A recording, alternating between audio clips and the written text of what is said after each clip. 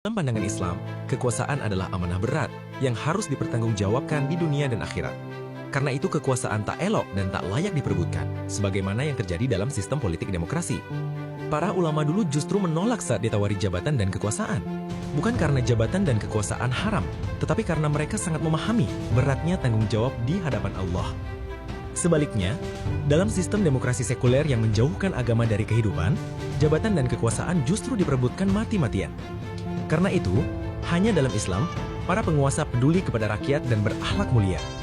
Sebabnya, mereka menjadikan kekuasaan sebagai amanah dan wasilah untuk menjalankan segala perintah Allah Subhanahu wa Ta'ala dan menjauhi segala larangannya, bukan untuk mewujudkan ambisi duniawi.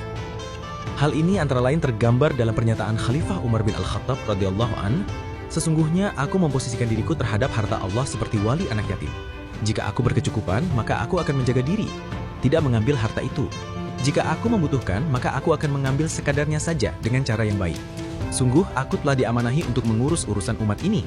Jika aku berbuat baik, maka bantulah aku. Jika aku berbuat salah, maka luruskanlah aku."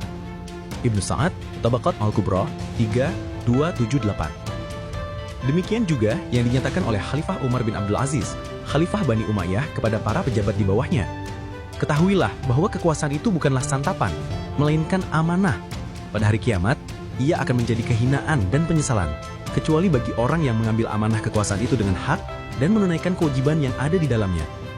Ibnu Abdul Hakam, Sirah Umar bin Abdul Aziz, halaman 59. Oleh karena itu, bangsa ini harus segera menyadari bahwa seluruh masalah di negeri ini disebabkan oleh penerapan ideologi kapitalisme sekuler. Bangsa ini juga harus sadar dan yakin bahwa hanya syariah Allah Subhanahu wa Ta'ala yang akan bisa menyelesaikan segala problem kehidupan rakyat di negeri ini. Saatnya negeri ini keluar dari hukum buatan manusia menuju pada hukum dan aturan Allah Subhanahu wa Ta'ala. Caranya dengan menerapkan syariahnya secara kafah dalam seluruh aspek kehidupan. Demikian sebagaimana yang Allah Subhanahu wa Ta'ala perintahkan dalam firman-Nya, yang artinya, "Hai orang-orang yang beriman, masuklah kalian ke dalam Islam secara keseluruhan, dan janganlah kalian mengikuti langkah-langkah syaitan. Sesungguhnya syaitan itu musuh yang nyata bagi kalian." Quran Surat Al-Baqarah ayat 208. Penerapan syariah Islam secara kafah tentu hanya mungkin bisa diwujudkan dalam institusi pemerintahan Islam, yakni khilafah ala minhajin nubuwah. Wallahu a'lam bishawab.